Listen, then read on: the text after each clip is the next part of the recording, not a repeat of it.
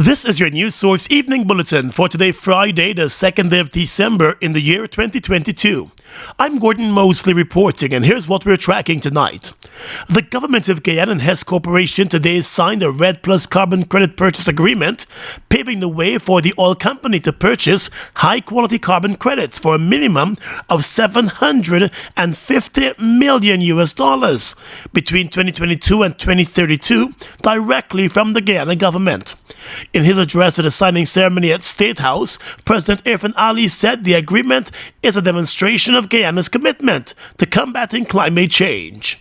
Today we are signing a historic agreement with Hess, who will buy 2.5 million credits per year. This agreement represents credit between 2016 and 2030 to a value of $750 million United States dollars.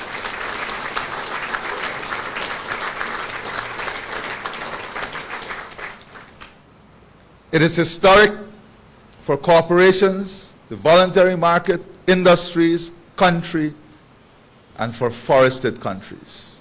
Once again, Guyana has demonstrated that it can be done, and it will be done with hard work, commitment, strategic planning, positioning, and vision. The multi-year agreement for some 37.5 million REDD Plus jurisdictional carbon credits comes one day after Guyana became the first country to be certified under the Architecture for REDD Plus Transactions Tree Carbon Credit Framework. Yesterday, December 1st, 2022, marked a major milestone in the achievement of that vision when the R3 Secretariat issued the world's first jurisdiction-scale market-ready carbon credit to Guyana.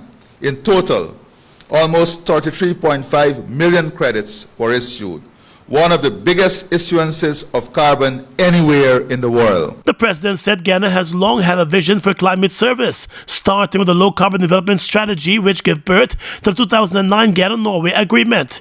He said though the country's credential on climate change and the forest was known globally, the previous administration dropped the ball due to the lack of commitment. He said today's agreement is a demonstration that the opportunity existed back then. It was pointed out that the carbon credits purchase agreement provides for 12.5 million credit legacy credit to be purchased for the period 2016 and 2020. Noting that the country has entered a new era, President Ali said, though challenges may come, his government will ensure that it achieves energy and food security while providing environmental, climate, ecological, biological, and technological services at a global level. Vice President Barbara Jagdeo in his address explained that the carbon credit being sold to Hess represents only 30% of carbon credit available to Guyana for the period 2016 to 2030 at a minimum of $750 million. It was disclosed that 15% of the revenues to be received under the agreement will go to indigenous communities. Meanwhile, Chief Executive Officer of the Hess Corporation, John Hess, said the agreement further strengthens the company's strategic partnership with Guyana. Why do we say minimum? Because based on parameters established in the agreement, should there be movement in prices, we will share 60% of the upside in movement of those prices. So we anticipate the market to grow, the value of credit to grow in the future years, and the agreement that we're signing with Hess would allow us to share those upside benefits. The purchase of the carbon credits is an important part of Hess's commitment to support global efforts to address climate change and ultimately achieve net zero greenhouse gas emissions by 2050. The agreement importantly forms part of Guyana's revised Low Carbon Development Strategy 2030. More news coming up in just a moment. Something big is here. GTT presents the moment you've all been waiting for. 'Tis the season to drive with GTT. Get your chance to be one of 4 lucky winners of a Toyota Raise, plus weekly giveaways and more. Simply activate a prepaid plan, sign up for fiber and voice plan, pay any 2 bills with MMG, or join the GTT family, and vroom! It could be you. 4 Toyota raises, 4 winners. Drive with GTT.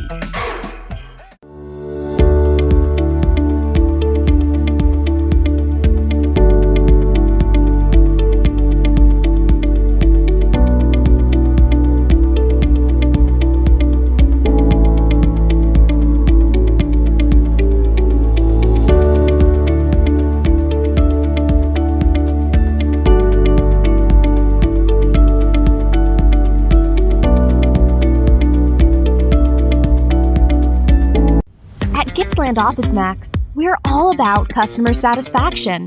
Whether it's clothing and shoes for the ladies, gents, and kids, or for the latest electronics or hardware appliance, we're always thinking of satisfying you, our dear customers.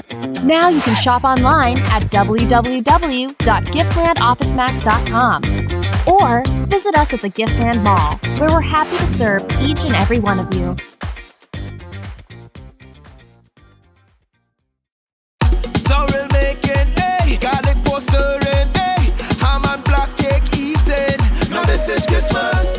Season to get what you've always wanted with a little help from Republic Bank. Same-day approvals apply online. It's time to make it happen for yourself and your family. Get cash back for the best Christmas ever. Sorrel making, garlic postering, ham and black cake eating. Now this is Christmas. Republic Bank, we're the one for you. Mobil 1 is more than oil. It's many oils. It transforms at the molecular level. When cold, it's thicker than honey. When hot, it's thinner than water. Mobil 1 adapts and readapts to last longer. 16,000 kilometers between oil changes. That's your engine evolved. Sol Guyana is the authorized distributor of Mobil lubricants. Get in the game with Buster. Win a full gaming setup, Xbox X, gaming chair, gaming speaker and headset, or any of over 60 weekly prizes like Oculus Quest 2, Mini 2 drone, Nintendo Switch, and many more top gaming prizes. Check below for details.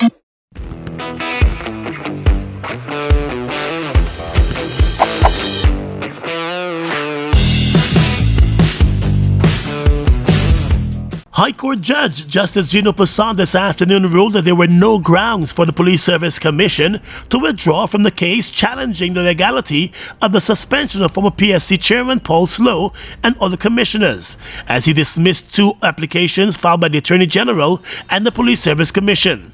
Justice Poussin ruled that there are no reasonable grounds which will allow the Police Service Commission to withdraw the fixed date application, adding that the Police Service Commission cannot withdraw Mr. Slow's right to have the legality of his suspension challenged. Attorney General Anil Nandlal had filed an application for a stay of the proceedings, pending the outcome of an appeal filed on the Chief Justice's ruling that the Police Service Commission was not properly constituted. The PSC lawyer Darshan Ramdani filed another application back in July, seeking permission for the Commission to withdraw from the matter. Justice Poussin in his ruling said the 2 applications stymied the hearing of the substantive matter filed by Mr. Slow. He noted the Police Service Commission's application came swiftly on the heels of the full court's ruling, which added back the Commission as a party in the matter. The judge said the full court upheld his earlier ruling, in which he held that a substantive action did not automatically come to an end when the term of the members of the Police Service Commission came to an end. The full court, in agreeing with the judge, had also ruled that Mr. Slow had an interest in his own right and was therefore an interested party to the case. The judge said, notwithstanding those rulings, including the ruling of the Chief Justice that the PSC was not constituted in accordance with the Constitution, the applications were still filed. He said it is patently clear that the application cannot be sustained since the Police Service Commission is not properly constituted and cannot participate in the proceedings. He said the application to discontinue the fixed date application is therefore refused. Justice Poussin said, having had previous rulings on the issue at hand, the Police Service Commission cannot approach the courts again to attempt to obtain the same relief in a different way or to terminate the substantive case. Addressing the application filed by the Attorney General, the judge said based on his knowledge, there is no stay of the Chief Justice's ruling. In dismissing the Attorney General's application, Justice Prasad said it amounted to an abuse of the court. He said the appeal has no impact on Mr. Snow's right to have the lawfulness of his suspension adjudicated upon. The judge said the substantive case remains alive and will be heard on the 16th of January. Let's tell you now that the operators of the fuel tanker MV Tradewind Passion that slammed into the Demerara Harbor Bridge, causing more than $1 billion in damages back in October, were not required to deposit $250 million in cash before the ship departed Guyana. That's according to the attorneys representing the ship company. Earlier this week, local authorities suspended 3 employees of the Demerara Harbor Bridge after the fuel tanker left the shores of Guyana without their knowledge. Minister of Public Works Juan Egil, though admitting that the High Court ordered the release of the ship, insinuated that the Maritime Administration committed an irregularity in allowing the ship to depart because it deposited no cash. But the attorneys from the Cameron and Shepard law firm, which is representing the ship company, said there was no requirement for a cash down payment. It was explained that after the ship was detained by an order of the court, the Cameron and Shepard attorneys applied for its release on the security of a letter of undertaking by the insurers for approximately $250 million. The attorneys said the letter of undertaking is an internationally recognized guarantee that is accepted for the release of ships on the arrest or by agreement of the parties when an accident occurs. The attorneys said the sum of $250 million guaranteed is arrived at on the basis of a formula set out in the Shipping Act, which is itself based on an international convention subscribed to by the government of Guyana. The attorneys also said in ordering the release of the ship, the court accepted the deposit of the letter of understanding with the registrar. No order was made for a deposit of cash, the attorneys said. They said if such an order was sought by the Demerara Harbor Bridge, they were confident that the court would have rejected it. They added that a statement of the Honorable Minister bemoaning the release of the ship without that deposit of cash had to have been made without legal advice. The attorneys said the failure of the Maritime Administration to release the ship would have opened the staff of the Maritime Administration to contempt of court proceedings and potential imprisonment if they were found liable. It was noted that maritime laws of ancient vintage exist in relation to accidents involving ships. According to the lawyers, those laws provide for the release of ships when arrested as a result of an accident upon the lodgment of security. The Cameron and Shepard law firm said the shipping laws exist all over the world and facilitate the stability of international shipping. They said the government of Guyana cannot defy those laws and detain a ship when an accident occurs if the court orders the release of that ship. The accident, which occurred back in October, resulted in 4 spans of the bridge being damaged, which represents the worst damage to be suffered to the bridge at any one time. The ship company also countered the government's request for it to cover the costs for the bridge repairs, pointing to a number of issues outside of its control that contributed to the ship's accident. It's November already and soon it will be Christmas, so we at John Lewis Styles are giving away one Amazon Echo show every week in November and every day in December. Stream music and videos, make video calls and control smart devices, alarms, reminders and lots more. Every $5,000 spent gives you a chance to win when you shop for clothing, footwear, watches, fragrances, handbags, luggage and accessories. So visit us on Waterloo Street. John Lewis Styles, simply different. Did you know that the government has funded the 2022 budget through oil revenues?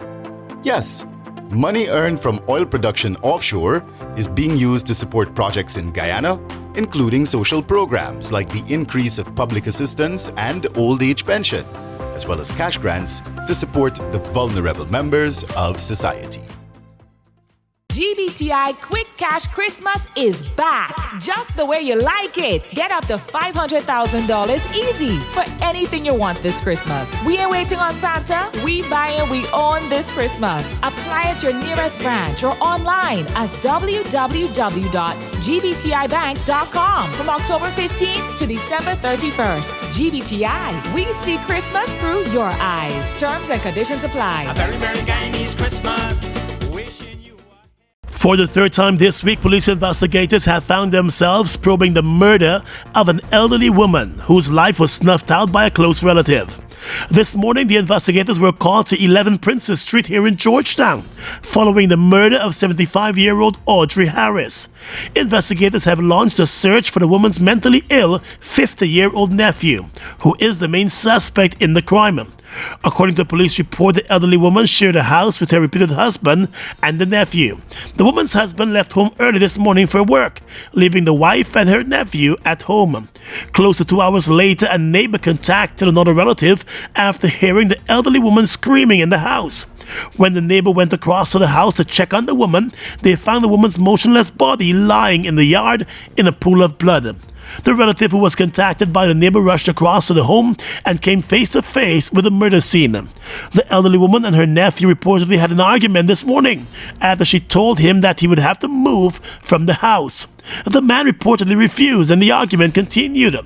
It is suspected that it was during the argument that the nephew, who was known to be mentally ill, armed himself with a knife and stabbed the 75-year-old repeatedly to the neck. It is also believed that she was hit across the head with a hammer. The hammer was discovered close to her body. The suspect has not been seen since the incident, and an investigation has been launched. Well, days after she initially claimed that her 85-year-old aunt, Sumintra Saw, was stabbed and beaten to death by armed robbers, 35-year-old caretaker Roshani Bastio was this morning charged with her aunt's murder. The West Coast Berbice woman appeared before Magistrate Peter Hugh and was not required to enter a plea to the charge that on Monday she murdered her aunt at a woman's bushlot home. The accused was her aunt's caretaker. The charge was filed against her after she reportedly admitted to the crime and recanted her earlier versions of the story, that two men and then a neighbor had stabbed the elderly woman to death. The accused reportedly told investigators that she inflicted injuries on herself after attacking and murdering her aunt following an argument. The aunt had reportedly found out that she had been stealing money from her. When the young woman arrived at court today, she appeared despondent and kept her head down for most of the appearance, and while she was leaving the courthouse. The murder case shocked the West Coast Berbice community. Investigators tore apart the woman's initial story after repeatedly questioning her about her claims that there were two men that carried out the crime, and later changing that to a neighbor being responsible. The International Decade for People of African Descent Assembly Guyana has moved to the High Court to challenge the decision of the government to withhold its monthly subvention of $8 million since September, thereby crippling its operations. In the application filed today against the Attorney General Anil Nandlal, the Culture Minister Charles Ramson Jr., and the Minister of Finance Dr. Ashni Singh, IDPADA-G asked the court to declare that the government's refusal to disburse a monthly subvention is not only a breach of the organization's substantive legitimate expectation, but is also without lawful excuse, unfair, and an abuse of power. The organization has asked the court to direct the respondents to issue the subvention as promised and as duly provided for in the Appropriation Act. Speaking at the press conference today, IDPADA-G's attorney Nigel Hughes said the records would show that the organization in 2018 received an annual subvention of $68 million, and from 2019 it has been receiving an annual subvention of $100 million. The government of Guyana, successive governments, the Granger administration followed by the Irfan Ali administration, established a practice of annually providing subventions to IDPADA-G for them to carry out various programs. So the first claim is that there has been a breach of the legitimate expectation of IDPADA-G as a result of the refusal by the Minister of Finance and the Minister of Culture to pay the annual subvention, which was paid monthly. Attorney Hughes told reporters that the government, in ceasing to issue a subvention, did so without notice and has not given IDPADA-G an opportunity to be heard. He said the government's action has tremendously affected the organization's operation and contractual arrangements it had entered into on the basis that it would have received a monthly subvention. Chairman of IDPADA-G's Coordinating Council, Vincent Alexander, told the press that the issue apparently stemmed from a decision of the organization to publish an ad by the Coffee 250 Committee, promoting that organization's annual forum under the theme Resisting the Emerging Apartheid State in Guyana. Slanderous claims of malfeasance by IDPADA-G and its leadership, and the non-delivery to the African Guyanese community were hurled without merit at IDPADA-G.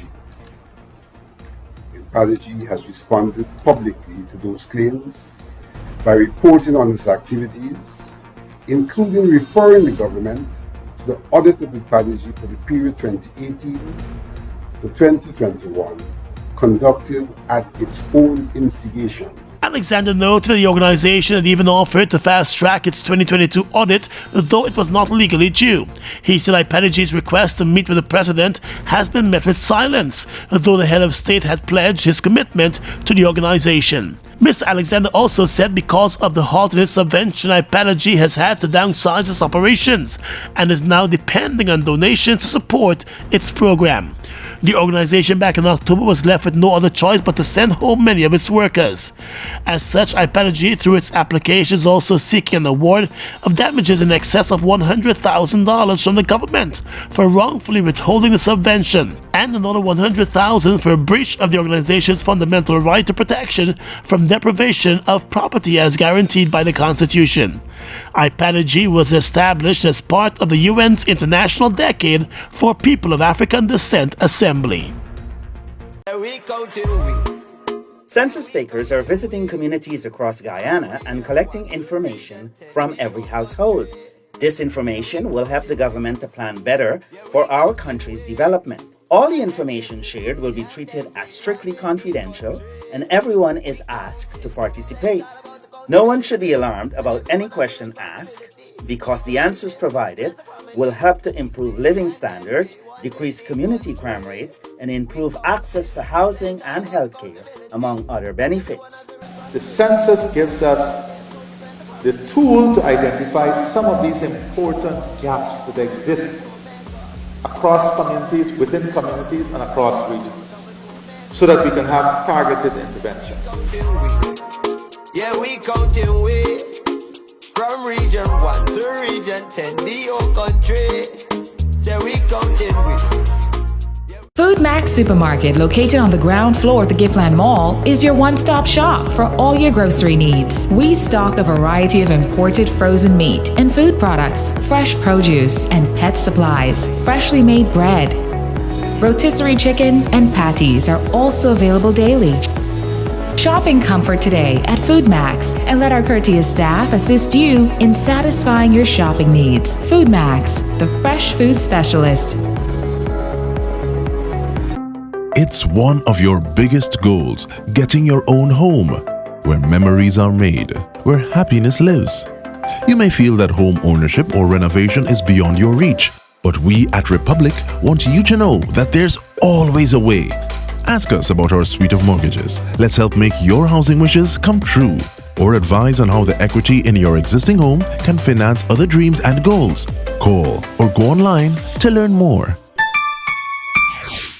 Get in the game with Buster. Win a full gaming setup, Xbox X, gaming chair, gaming speaker and headset, or any of over 60 weekly prizes like Oculus Quest 2, Mini 2 drone, Nintendo Switch, and many more top gaming prizes. Check below for details. Fuel it up and drive, Super 95. Fuel it up and drive, Super 95. Protect your fuel system, boy. High mileage and performance, boy. Guy Super 95 gasoline gives you more reasons to drive and is available at 56 service stations nationwide.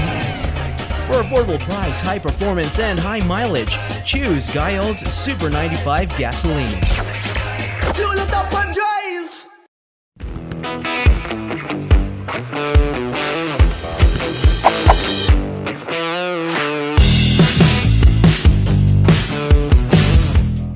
Across the region tonight, the U.S. today imposed sanctions on a current and a former Haitian senator, accusing the two politicians of engaging in international drug trafficking activities, Washington's latest action targeting corruption in the Caribbean country.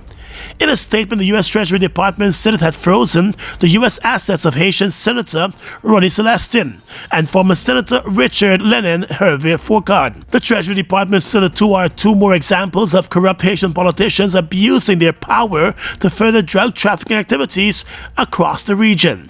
The Treasury Department said it will continue to hold corrupt officials and malign actors accountable for the illegal drug trafficking that is destabilizing Haiti. The senators did not immediately respond to requests for comment, according to the Reuters news agency. Ecuador's state oil company Petroecuador said today it would seek a local auditor as it looks to comply with IMF requirements after no foreign firm offered to audit its financial statements. Auditing Petroecuador's 2019 to 2021 financial statements, which authorities said has so far been inadequate, is a requirement under the country's $6.5 billion credit deal with the IMF, which expires at the end of this year. The South American nation is still awaiting a final disbursement worth $700 million under the current agreement, and its economy minister had said the country is exploring a possible new deal with the IMF for next year. Petroecuador, backed by the Inter-American Development Bank, has sought foreign accounting firms to audit its reports since last August. It had initially set a November 10 deadline for invited firms to present their offers, it added, but later postponed the deadline by another week. And finally tonight, international news. The future of South Africa's president is in doubt as pressure mounts following an official report which said he may have violated the constitution. Cyril Ramaphosa stands accused of covering up the theft of vast amounts of cash at his farm, which he denies. On Friday, his ANC party held crisis talks, but they were adjourned after just 45 minutes. Party officials planned to meet the president on Saturday, said the ANC acting secretary general. The president was not at the meeting today. The scandal centers on claims that the president tried to hide the theft of more than $580,000 and possibly more, which was stashed down the back of a sofa at his farmhouse in 2020. That has led to questions about where the cash came from. The South African president denies wrongdoing and said the money was on his farm from selling buffaloes. And that's your News Source Evening Bulletin for tonight. I'm Gordon Mosley reporting and encouraging you to have a safe and enjoyable weekend.